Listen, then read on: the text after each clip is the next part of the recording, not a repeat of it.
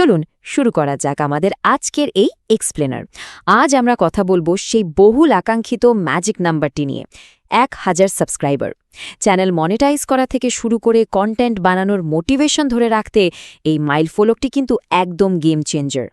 কিন্তু সবচেয়ে অবাক করা ব্যাপার কি জানেন? প্রায় 90% ক্রিয়েটর কখনোই এই মাইলফলকটি ছুঁতে পারেন না। দেখা যায় 50 থেকে 200 সাবস্ক্রাইবারের মাঝামাঝি এসে অনেকেই একদম আটকে যান। দিনের পর দিন পরিশ্রম করার পরও ওই নাম্বারটা যেন আর নড়তেই চায় না, যা সত্যিই খুব হতাশাজনক। এই স্থবিরতা কাটানোর জন্যই আমাদের আজকের এই রোডম্যাপ।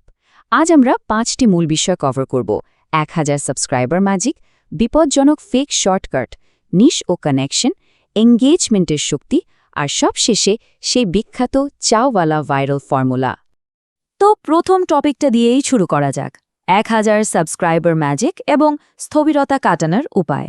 সঠিক ফর্মুলাটা জানা থাকলে এই অ্যালগোরিদমের কোড ক্র্যাক করাটা যে কতটা সহজ হতে পারে সেটা জানলে সত্যি চমকে যেতে হয়। এবার আসি আমাদের দ্বিতীয় পয়েন্টে, যা নিয়ে সবার একটু সতর্ক হওয়া দরকার: বিপজ্জনক ফেক শর্টকাট বা ফেক সাবস্ক্রাইবারের ফাঁদ। নতুন ক্রিয়েটররা অনেক সময় অনলাইনে সস্তায় সাবস্ক্রাইবার কেনার ভুলটা করে বসেন, আর এটাই হলো সবচেয়ে বড় ফাঁদ।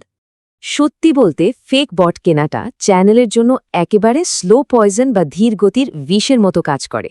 কারণ এই বটগুলো তো আর কন্টেন্ট দেখবে না, তাই না? ফলে এঙ্গেজমেন্ট জিরো হয়ে যায়, আর চ্যানেল শ্যাডো ব্যান হবার ঝুঁকিও বেড়ে যায় বহুগুণ। এর চেয়ে বরং ইউটিউবের নিজস্ব প্রমোশনস ট্যাব ব্যবহার করা অনেক বেশি নিরাপদ। এটি একদম লিগ্যাল একটি পদ্ধতি, যা চ্যানেলের জেনুইন আর দীর্ঘমেয়াদী গ্রোথ নিশ্চিত করতে সাহায্য করে।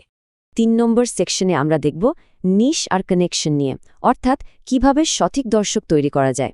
বারবার চ্যানেলের টপিক পাল্টানোটা কিন্তু বেশ ক্ষতিকর। এতে ইউটিউব অ্যালগোরিদম তো বটেই, দর্শকরাও মারাত্মকভাবে কনফিউজড হয়ে পড়ে যে চ্যানেলটা আসলে কী নিয়ে। তবে একটা ব্যাপার হলো, খুব ছোট একটা গণ্ডির ভেতর আটকে থাকারও কিন্তু কোনো দরকার নেই। এর বদলে একটা বেশ ব্রড বা বড় নিশ বেছে নেওয়া যেতে পারে। যেমন ধরা যাক মেকিং মানি অনলাইন। এটি এমন একটি বড় নিশ যার ভেতরে থেকে ব্লগিং, ফ্রিল্যান্সিং বা ডিজিটাল মার্কেটিংয়ের মতো নানা বিষয় নিয়ে অনায়াসে এক্সপেরিমেন্ট করা সম্ভব। আর সবচেয়ে ইন্টারেস্টিং বিষয়টা হলো, সময়ের সাথে সাথে দর্শকরা কিন্তু শুধু টপিকের কারণে নয়, বরং ক্রিয়েটরের পার্সোনালিটির সাথে সবচেয়ে বেশি কানেক্টেড হয়ে যায়। হ্যাঁ, ক্রিয়েটর নিজেই হলেন আসল নিশ। এর দারুণ একটা উদাহরণ হতে পারে বিয়ার বাইসেপস চ্যানেলটি। উপস্থাপনার নিজস্ব স্টাইল আর ব্যক্তিত্বের জাদুটাই তাদের ফিটনেস টপিক থেকে শুরু করে অন্য সব ধরনের টপিকেও সফল হতে সাহায্য করেছে। একটা খুব জনপ্রিয় কথা আছে, এমনভাবে বোঝান যেন একটি 10 বছরের শিশুও খুব সহজে বুঝতে পারে। কারণ চ্যানেলে আসা প্রায় 90% দর্শকই সাধারণত একদম নতুন হয়ে থাকে। তাই অযথাই জটিল সব টেকনিক্যাল শব্দ ব্যবহার করার কোনো মানেই হয় না। সবাই আসলে সহজ আর ক্লিয়ার একটা সমাধানই চায়। এবার চলে আসছি 4 নম্বর ধাপে, এঙ্গেজমেন্টের শক্তি এবং একটি লয়াল বা বিশ্বস্ত কমিউনিটি তৈরি করা। এখানে বেশ কিছু সাইকোলজিক্যাল ট্রিগার কাজ করে, যেগুলো একজন সাধারণ দর্শককে একেবারে লয়াল সাবস্ক্রাইবারে পরিণত করতে পারে। চলুন দেখা যাক ব্যাপারটা কিভাবে কাজ করে। সাবস্ক্রাইব করার কথা মনে করিয়ে দেওয়ার বা কল টু অ্যাকশন দেওয়ার সবচেয়ে বেস্ট সময় কোনটা জানেন? ঠিক ইন্ট্রোটা শেষ হওয়ার পরপরই। সাধারণত প্রথম 30 সেকেন্ডের মাথায় দর্শকদের মনোযোগ একেবারে তুঙ্গে থাকে, তাই এই পিক মোমেন্টটাকেই কাজে লাগানো সবচেয়ে বেশি জরুরি। এখানকার ডেটাটা কিন্তু সত্যি চমকে দেওয়ার মতো। স্পষ্টভাবে যদি সাবস্ক্রাইব করার কথা বলা হয়, তাহলে সাবস্ক্রাইবার কনভার্সন রেট 3 গুণ পর্যন্ত বেড়ে যেতে পারে, মানে 3x কনভার্সন। সাইকোলজি বলে মানুষ সাধারণত সরাসরি কোনো ইনস্ট্রাকশন পেলে সেই কাজটা করতে অনেক বেশি আগ্রহী হয়ে ওঠে। এঙ্গেজমেন্ট বাড়ানোর আরও একটি জাদুকরী হাতিয়ার হল কমেন্ট সেকশন। কন্টেন্ট পাবলিশ হওয়ার পর প্রথম 1 থেকে 2 ঘন্টার মধ্যে যেসব কমেন্ট আসে সেগুলোর যত দ্রুত সম্ভব রিপ্লাই দেওয়া উচিত। এতে করে ইউটিউব অ্যালগোরিদমের কাছে খুব স্ট্রং একটা সিগন্যাল চায় যে এখানে প্রচুর আলোচনা হচ্ছে আর কন্টেন্টটা বেশ ভ্যালুয়েবল। ব্যাস, এরপর অ্যালগোরিদম নিজে থেকেই সেটাকে আরও বেশি মানুষের কাছে রেকমেন্ড করতে শুরু করে দেয়। আর সবশেষে চলুন আমাদের পঞ্চম এবং সবচেয়ে আকর্ষণীয় সেকশনটি আনলক করা যাক, চাওয়ালা ভাইরাল ফর্মুলা, হাই ডিমান্ড লো সাপ্লাই। নামটা শুনেই নিশ্চয়ই বেশ কিউরিওসিটি কাজ করছে। ব্যাপারটা একটা সিম্পল উদাহরণের সাহায্যে বোঝা যাক। একদম জনশূন্য একটা মরুভূমিতে যদি কেউ বিশ্বের সেরা কোয়ালিটির চাও বিক্রি করতে যায়, বিক্রি কিন্তু সেই জিরোই হবে। কিন্তু ওই একই চা যদি একটু সাধারণ মানেরও হয় আর সেটা বিক্রি হয় একটা ব্যস্ত রেলওয়ে স্টেশনের বাইরে, তাহলে কিন্তু ক্রেতার কোনো অভাবই হবে না। ইউটিউবের লজিকটাও ঠিক এমনই।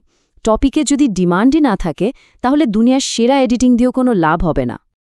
আর এই লজিকটাকেই বলা হয় চাওয়ালা মেথড।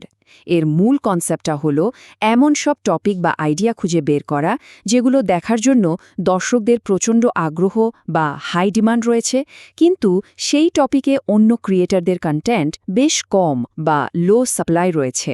যে কোনো চ্যানেলের গ্রোথের সবচেয়ে বড় সিক্রেটই হলো অডিয়েন্স কী চাইছে সেই ডিমান্ডটাকে সবার ওপরে জায়গা দেওয়া।